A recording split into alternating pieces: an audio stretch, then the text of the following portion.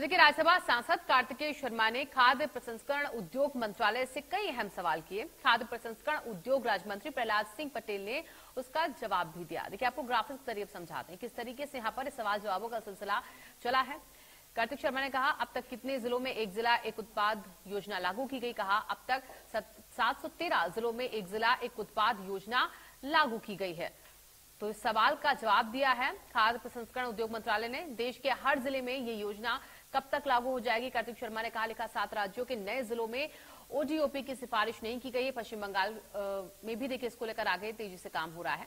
वही देखिए, सरकार की ओर से पूछा कि प्रोडक्ट को बेचने के लिए कौन सा डिजिटल प्लेटफॉर्म बनाया गया है। सरकार की ओर से प्रोडक्ट को बेचने के लिए MOFPI ने डिजिटल प्लेटफॉर्म बनाया है। ये खाद्य प्रसंस्करण उद्योग मंत्रालय की तरफ से देखिए जवाब के तौर पर बात जो है वो सामने रखी गई। तो राज्यसभा सांसद कार्तिक शर्मा के देखिए सवाल थे जो आपको ग्राफिक्स के जरिए समझा रहे हैं और इसी के साथ उसका जवाब भी दिया गया है।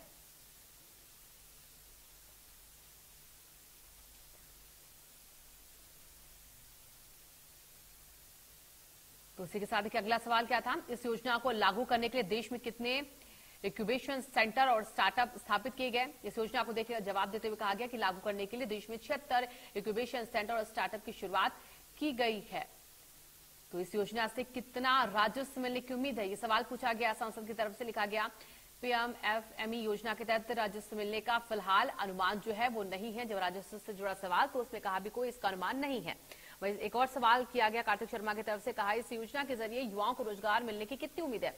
PMFME योजना से युवाओं के लिए स्थानीय स्तर पर रोजगार की गुंजाइश जो है वो बढ़ेगी। कहा, तो ये वो सवाल है जो आपको बता रहे हैं जो सांसद कार्तिक शर्मा की तरफ से पूछे गए हैं। इसका जवाब वो भी आपको देखिए ग्राफिक्स के जरिए बता रहे किस तरीके से दिया गया है खाद्य प्रसंस्करण उद्योग मंत्रालय की तरफ से।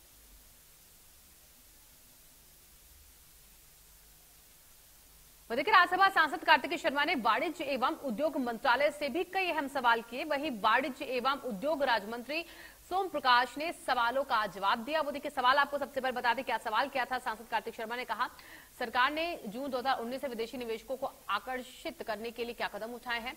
जवाब में कहा, विदेशी निवेशकों को आकर्षित करने के लिए सरकार ने निवेशक अनुकूल नीति तैयार की है। इसका जवाब दिया गया है।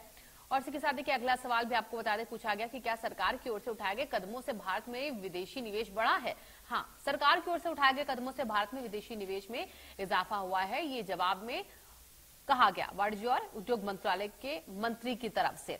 अब अगला सवाल देखिए, जून 2019 से भारत में कितना विदेशी निवेश आया है, ये सवाल किया। उसके बाद जवाब में लिखा गया है, कहा गया है कि जून 2019 में से भारत में कुल 284 बिलियन अमेरिकी डॉलर का विदेशी निवेश हुआ है। तो इस सवाल और जवाब।